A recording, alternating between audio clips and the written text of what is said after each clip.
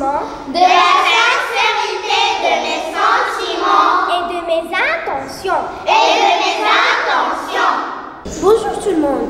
Aujourd'hui, on va vous parler de la marche verte.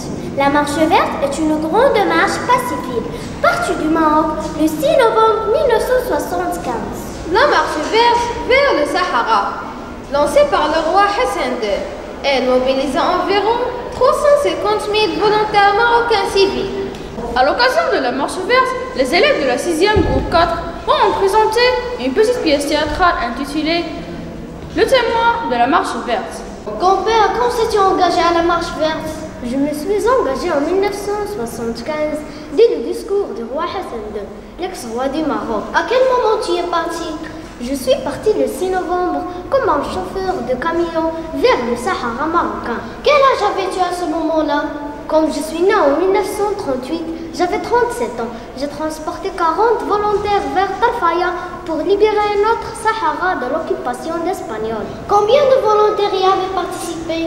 Cet événement a rassemblé 350 000 citoyens marocains de tout le pays, hommes et femmes. Quel est le moment qui t'a le plus marqué pendant cet événement? Le jour où nous avions traversé la frontière pour entrer dans le Sahara marocain, sans armes, en brandissant le courant des drapeaux du Maroc, des bannières vertes qui symbolisaient l'islam. Merci grand-père pour ces informations. Les élèves de la 4e année primaire vont vous présenter une pièce théâtrale intitulée La marche verte pour montrer l'exploit du peuple marocain et de son roi qui a complété l'intégrité territoriale du Maroc en 1975. Bon spectacle. Que se passe-t-il, grand-père? C'est un jour de fête, ma petite. Mais de quelle fête s'agit-il? Et pourquoi maman ne nous a pas préparé le gâteau? Eh bien, fiston, aujourd'hui c'est le 6 novembre. Une journée exceptionnelle pour tous les Marocains. La journée du 6 novembre, qu'est-ce qu'elle a d'exceptionnel? Eh bien, c'est la marche verte, un moment inoubliable de notre histoire. Ça veut dire quoi la marche verte? Oh, c'est une longue histoire, l'histoire d'un peuple et d'un roi. Justement, grand-père, j'aime les grandes histoires. Raconte-nous tout et en détail. D'accord, petit. Nous allons commencer par le début. Suivez-moi.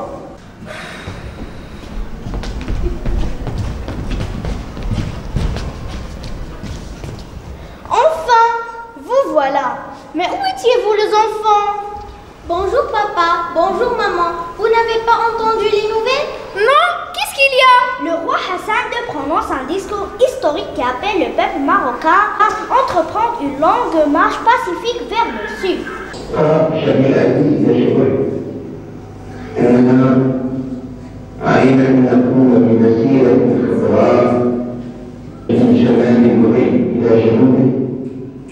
ومن شرق المغرب إلى غرب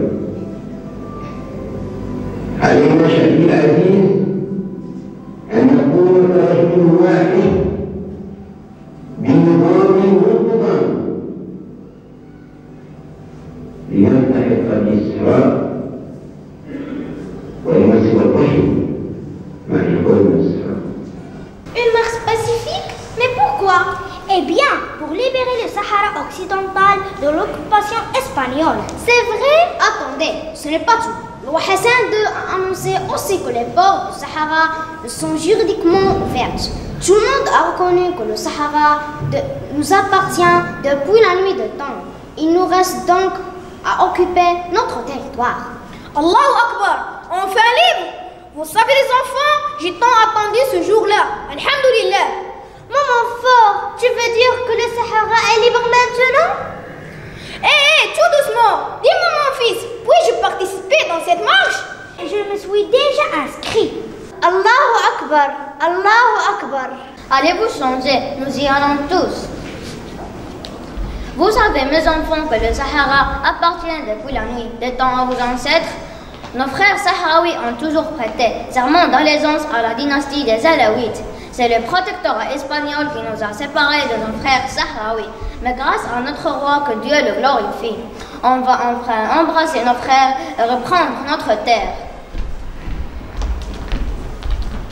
Je suis prête, on y va alors? Mais non, maman, on accepte juste une seule personne d'une même famille et je me suis déjà portée volontaire pour vous. Comment tu as osé nous faire ça, mon fils? C'est moi le responsable de cette famille et c'est moi qui dois partir. C'est vrai, papa, nous n'allons pas nous disputer pour ça. Ce sont 350 000 Marocains et Marocaines qui vont vous représenter pour libérer le Sahara. Imagine que tout le monde parte, alors qui va s'occuper des autres? Notre roi a décidé ainsi et c'est à lui que revient la décision. Oui, tu as raison, mon fils, mais laisse-nous au moins l'honneur de t'accompagner jusqu'au lieu de débarquement. Voilà, c'est ça l'histoire de la marche verte. Notre père a participé à cet événement glorieux. Mais d'abord, ça veut dire quoi la marche verte? La marche verte, on l'a appelée ainsi, ma petite, car c'est une marche pacifique. On n'est pas entré en guerre avec les Espagnols. Les seules armes que nous avions ce jour-là contre les occupants étaient le Coran dans une main et le drapeau marocain dans l'autre.